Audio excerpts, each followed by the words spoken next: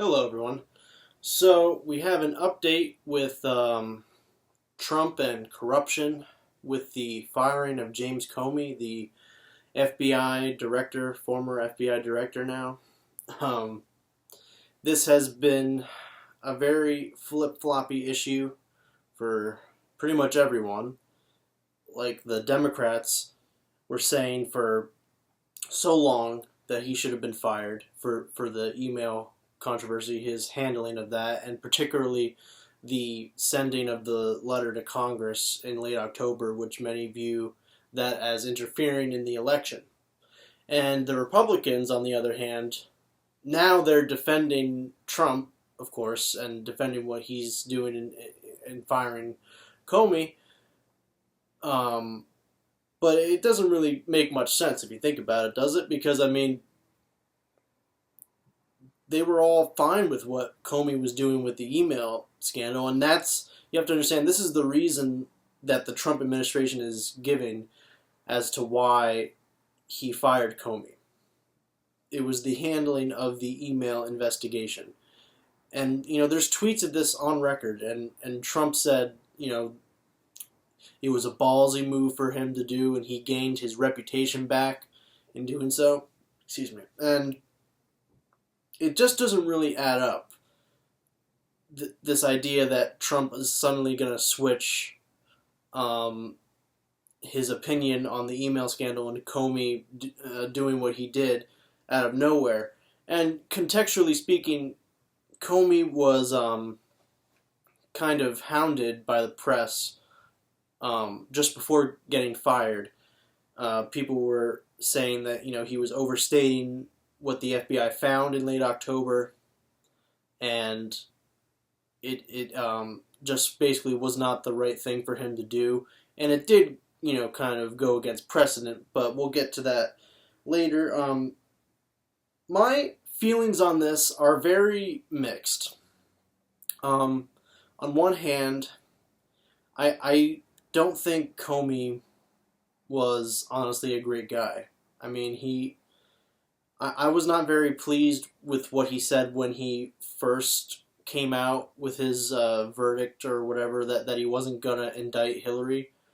And not so much that he didn't indict Hillary, but it was the reasoning that he gave. It was like,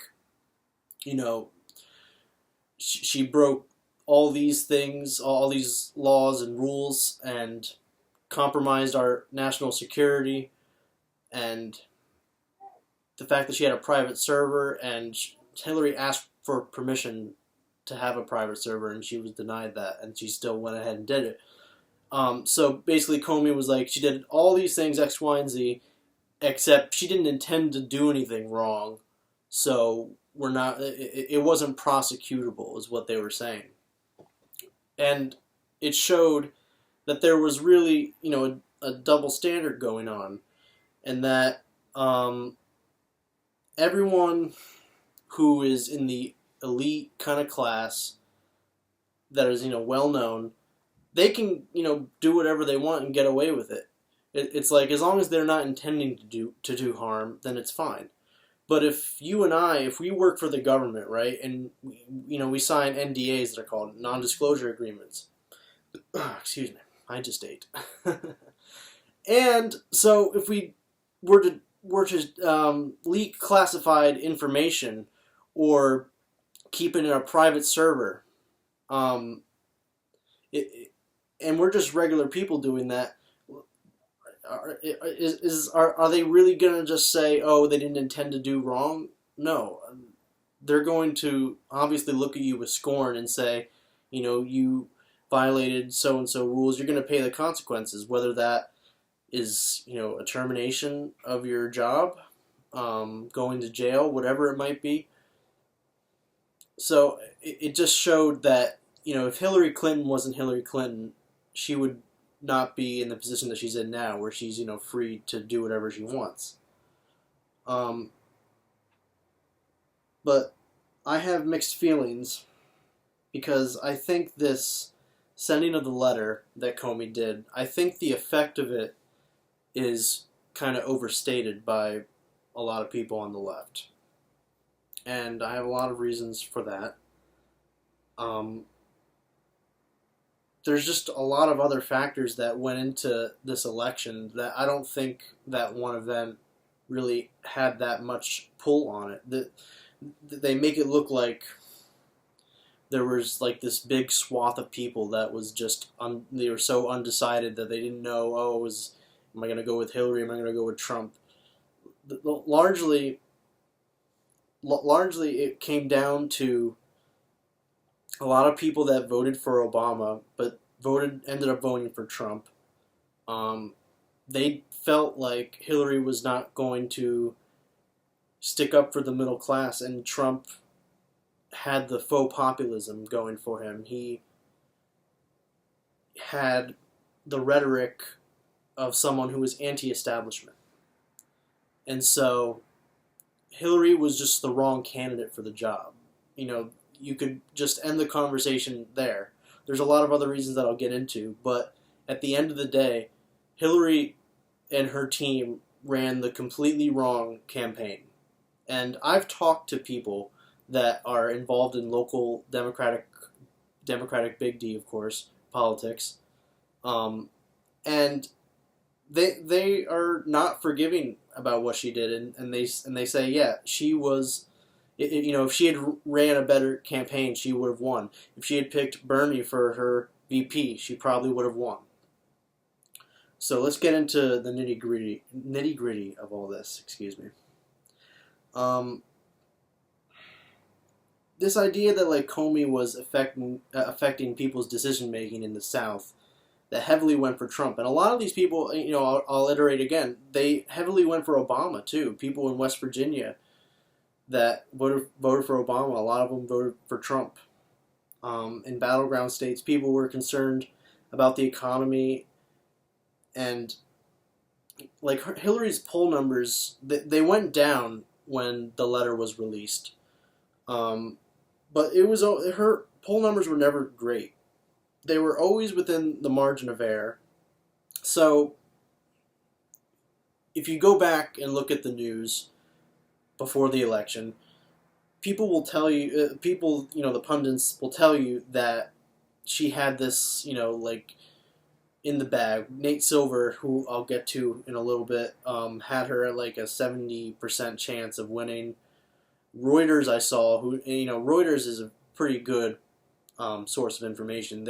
They had her at like 90% chance of winning, and that was on November 6th, I believe.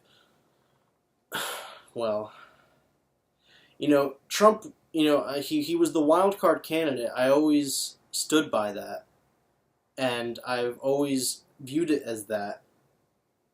But like to put Hillary's chances that high, like that shows that you weren't paying attention to what the people were saying from day one.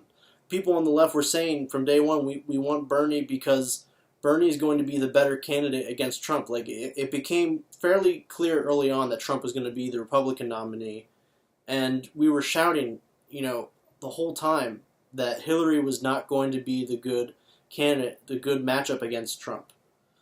So, and now everyone's trying to act like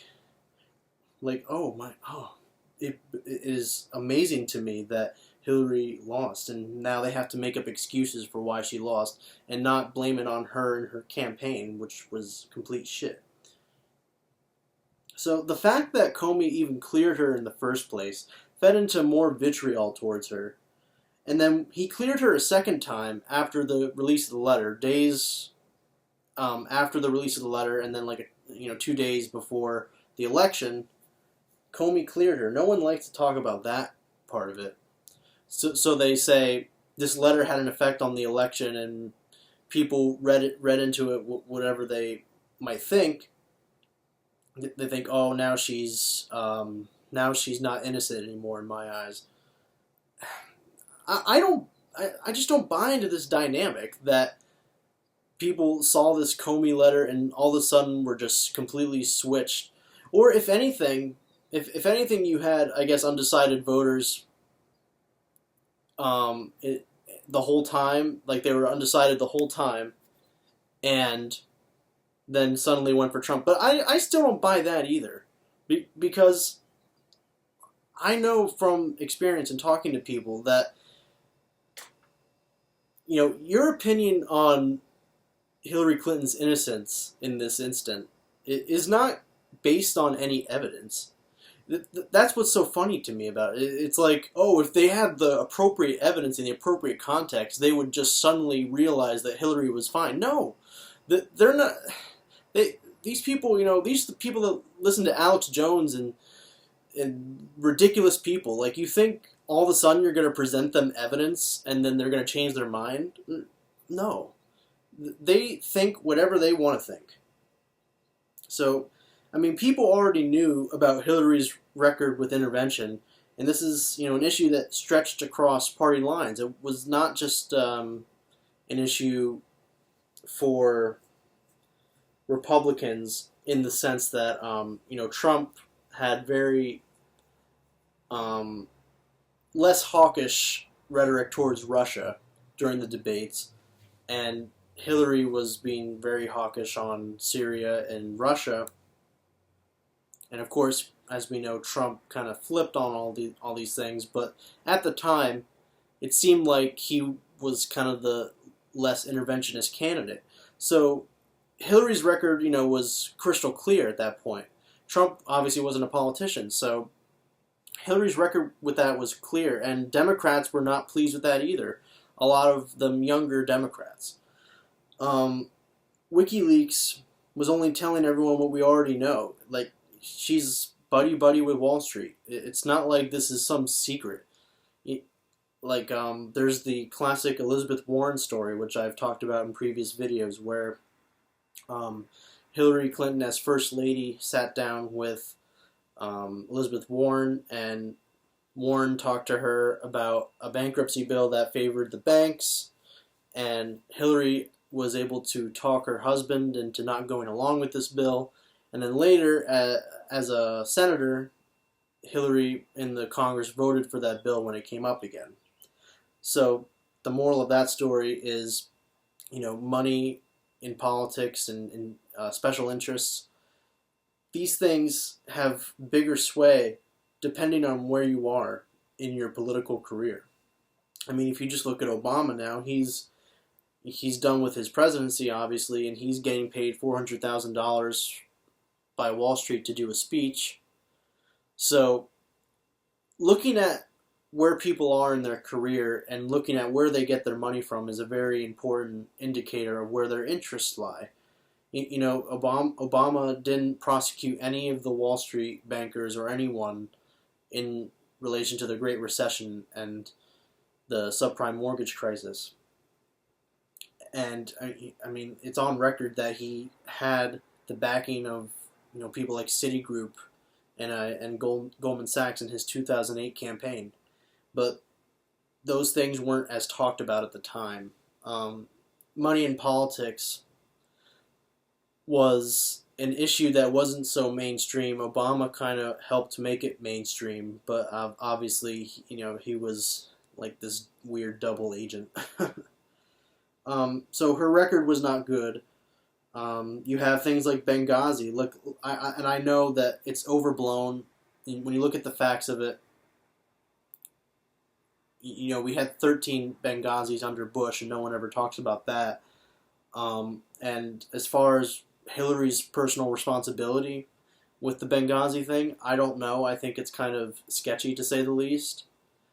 But the point is, people, as I said earlier, they make up their own opinion on Hillary and on anyone, any politician, even with Trump. It's not as if you're going to present Trump supporters evidence that shows he's corrupt or he's made the wrong decision and they're going to switch. That's just not how it works. The fact that she's a woman, a lot of people, including white women, would not vote for a woman president. Excuse me. A lot of them, honestly, were heavily in the South, probably, or just people that are more or less the racist, xenophobic types, the more traditional conservatives. But the point is that these are hurdles that it's incredibly difficult. for any politician to overcome. So if you have all these extra things in the way, right, and you're going to make the argument that this Comey letter was the deciding factor, I don't buy into that, and the reasons that I'm presenting are exactly why. So, do I think Comey was trying to interfere with the election in doing what he did? I think it's possible that he was trying to do that. It did, buck orthodoxy to a certain degree. There are rules on the books, basically, that say you're not allowed to do anything that might interfere with an election, 60 days within an election date. Comey said that these rules are more of a guidance, and that it was okay to do what he did. It didn't break any laws.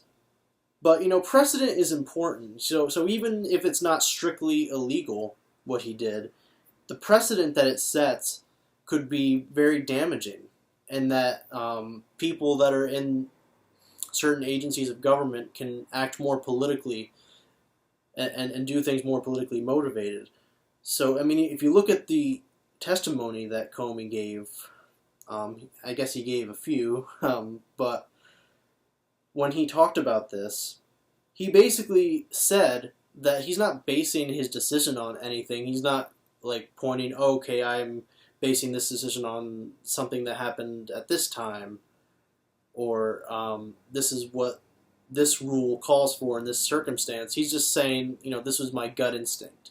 So that shows it's not really based on anything. And look, the emails weren't reviewed thoroughly before he did. Before he released that letter, excuse me. So I'm going to get to the facts of what happened around sending the letter. So what happened was the FBI was investigating Anthony Weiner for having inappropriate text conversations with a minor.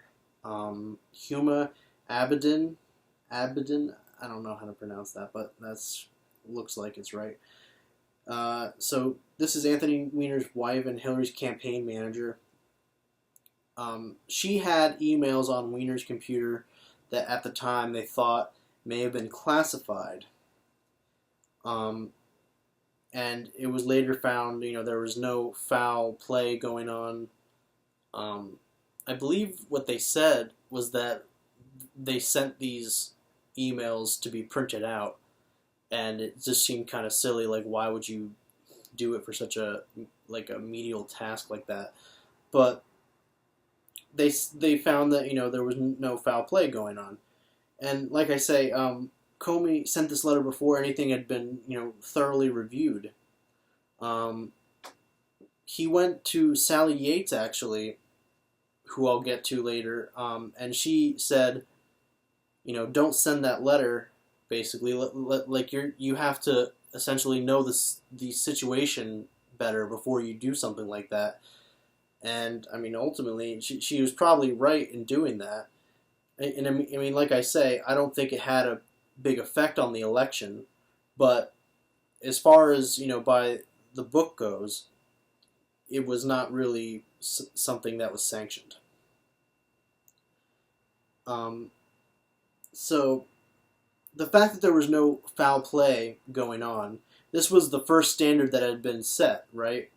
Hillary Clinton, Comey said back in May when he first cleared her, she didn't intend to do anything wrong, so it's fine.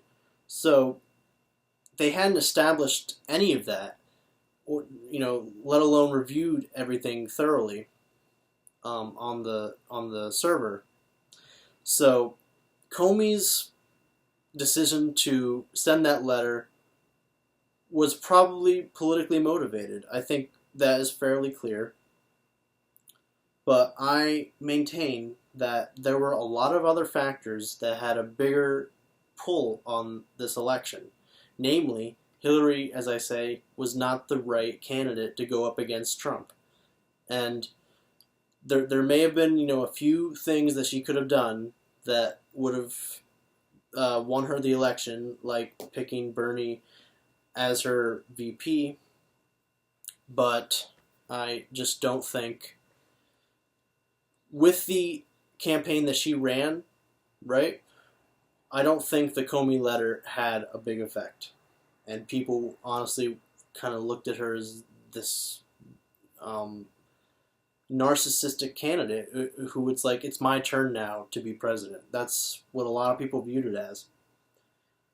So let's get to Nate Silver now. He said,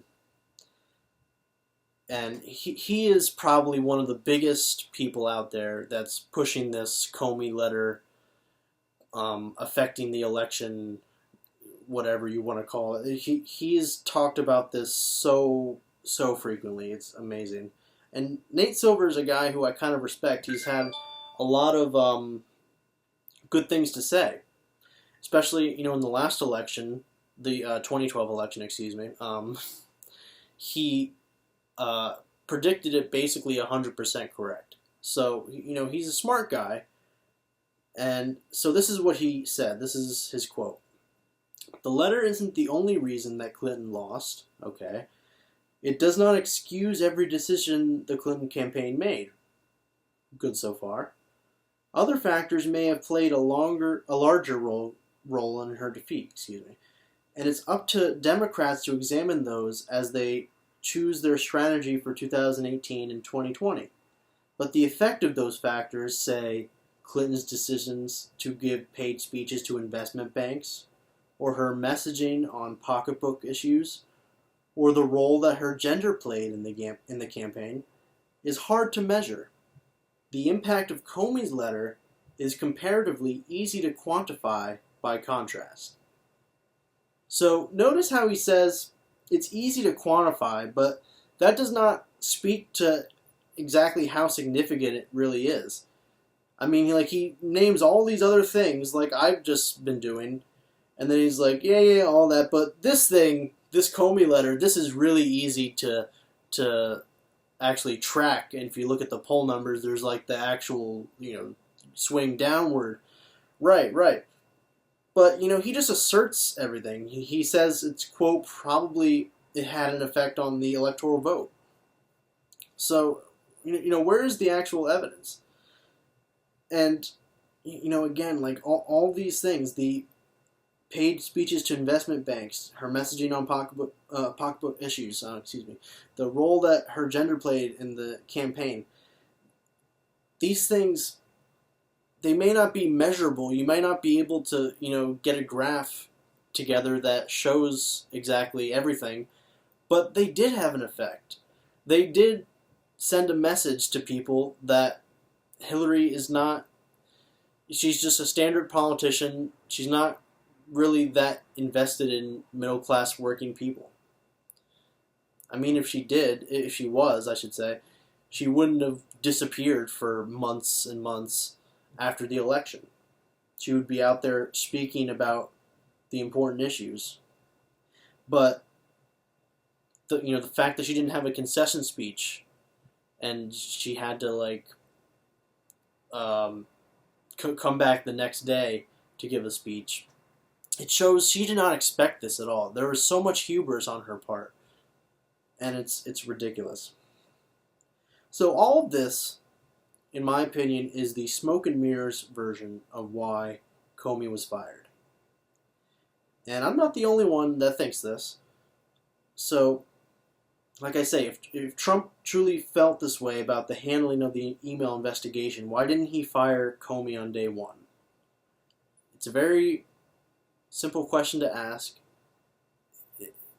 What is this sudden change of heart? I mean, like I said earlier, he perhaps viewed Comey as too much of a liability because he was being hammered in the press for what he did in relation to the email scandal. It came out, like I said that he kind of overstated things. He said that there was hundreds of classified emails found on Huma Abedin's computer, but that wasn't exactly true. He kind of fudged the facts. So even if that element of it is true, it shows that Trump's narrative of Hillary Clinton is kind of untangling, and it's becoming clear that it's BS. his beliefs are just not consistent if that's the case. So he switched on this. He switched on WikiLeaks.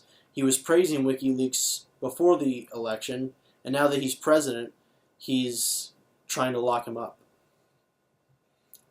So, what was the real reason why Comey was fired? A lot of people say that it's because Comey came out in public and testified to Congress that he's investigating Trump and Russia. And then, according to the New York Times, just days before Comey was fired, he asked for more funding and resources for his investigation. So, there was an interview where Trump said that this whole Trump-Russia thing is completely made up, okay? So, he's trying to brush that aside. But that was very telling when he said that in the interview, because this is after Comey was fired. So, he obviously doesn't want to talk about that. Perhaps getting rid of Comey was his way of stalling the investigation, keeping it out of the news, which kind of a fail because now everyone's talking about it. But maybe that was on his mind and he was trying to, silence that. There was this awkwardly timed meeting with Russian leaders after he had fired Comey, and Trump kept out American press, but then all of a sudden Russian state websites released photos of Trump meeting with the leaders. So, I don't want to get into whole conspiracy theories of like Trump's like a Putin puppet or anything like that. I mean, it all seems to me, I think Trump is just very thin-skinned and he hates our media, and he kind of just more or less did that out of spite, kept them out. They say that the Russians tricked him, and like I guess that implies that he didn't know that they were going to publish those photos, or I mean, not very smart if that's the case, if you were really tricked. Like, come on. So people have pointed out that this has echoes of Nixon and Watergate. Nixon had fired people that were investigating him.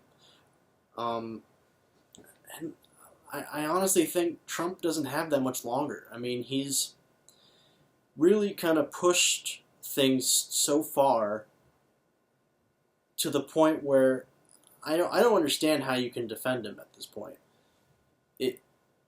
It's become so clear the flip-flops that he's done, and his beliefs are just so inconsistent. So, someone that I listen to, Secular Talk, he says that because of the fact that his beliefs are so inconsistent, people just pick whatever they believe themselves, and then that's the thing that they really gravitate to and listen to, and then the other thing they just block out. That's probably true, but at some point, don't you have to just acknowledge that it's so blatantly obvious that he's flip-flopped on like everything? And now we're 3 for 3 on people that were investigating Trump and were fired. Not necessarily as a result, we'll have to prove that beyond a reasonable doubt. But, it coincidentally ended up that way, or perhaps not coincidentally, we'll find out. So first we had Sally Yates, and the reason for that was given by the Trump administration was she didn't go along with the Muslim ban. She tried to warn about Flynn, though, back when he was there, and that he could be compromised by the Russians. Then you had Preet Bharara, who was investigating Tom Price, his health secretary, Trump's. Tom Price skirted whatever corruption laws we still have on the books, and he essentially profited off of legislation that he ended up voting for. Preet Bharara was also investigating the wiretapping claim, so very kind of fishy that he got fired he actually refused to resign, and then he was fired.